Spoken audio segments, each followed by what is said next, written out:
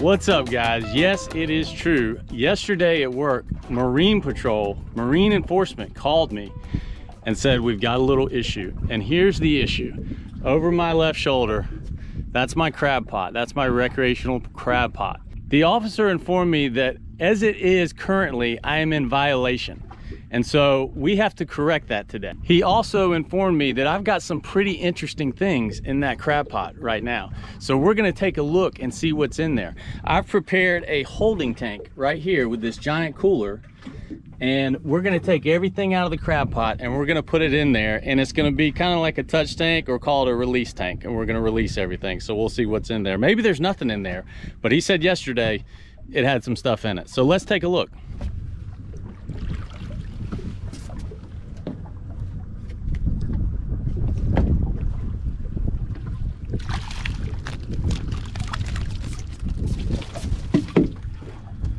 All right, I do see some interesting things in here. I see a huge, ginormous crab. Look at that big Jimmy crab. That's the biggest crab I've ever seen. I've got spade fish in here, and I've got a sheep's head in here. Let's get him in here where we can get a good look at him. Come on, big boy. Uh-oh. Good gracious sakes. Woo! Look at that rascal right there. That is a ginormous Jimmy crab. That thing ain't no joke, y'all. Whew. Let's put him in there. Look at that stuff. All right, so there's our ginormous crab. There's a little sheep's head, which is pretty cool. A second sheep's head and 3 spadefish. That is pretty interesting. My bait is gone, and there's a spot that somehow wound up in the trap. That was not my trap bait. That's a spot that got in the trap and wound up being bait. So that's kind of cool too. All right, we're gonna release these fish. All right, let's go with these little spadefish first.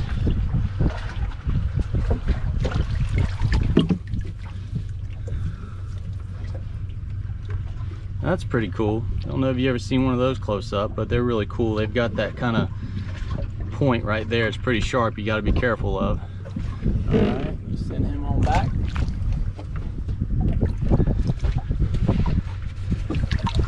All right, got 2 more spadefish there. Those are beautiful fish. All right, sheep's head number 1.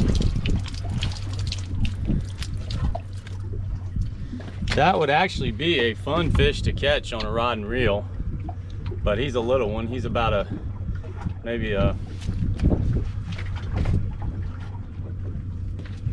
10 inches, okay?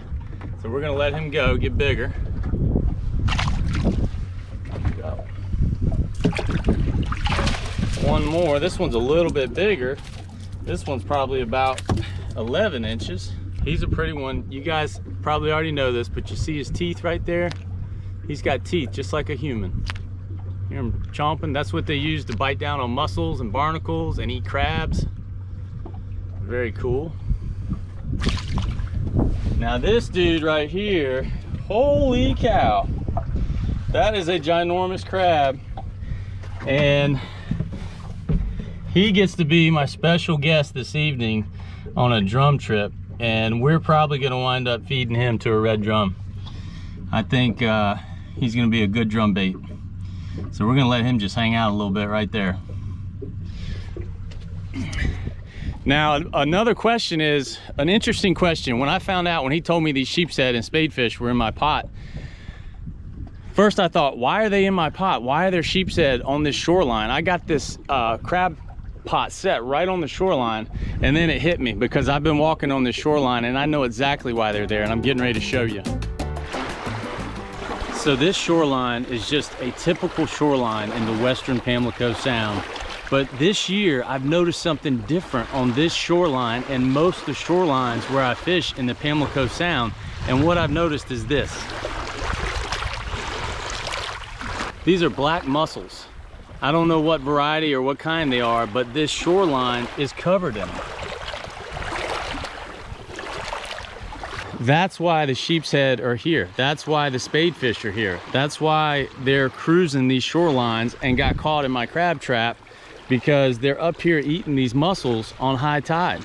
I mean, there's literally thousands of them, and this is a primo food for a sheep's head. So I think you're getting ready to see, if this keeps up, I think you're getting ready to see a sheep's head explosion in the Western Pamlico Sound, and that'd be really cool.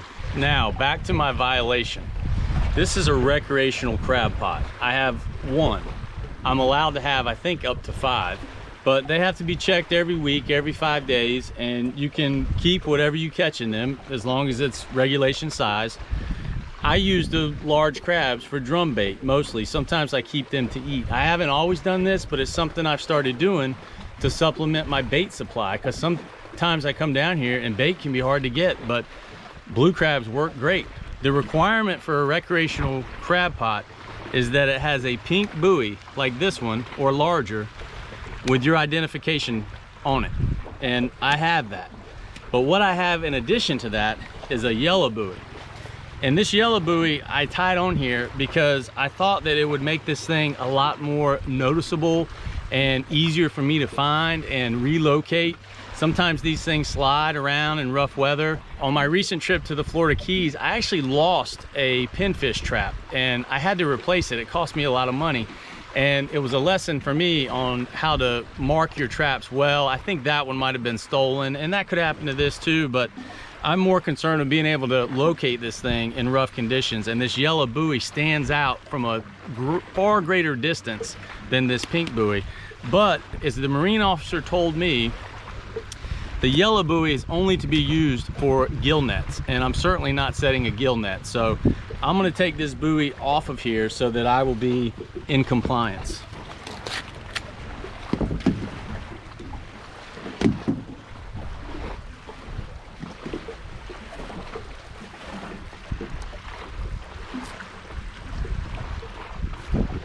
There we go. Now I can reset my trap and be within the boundaries of the law.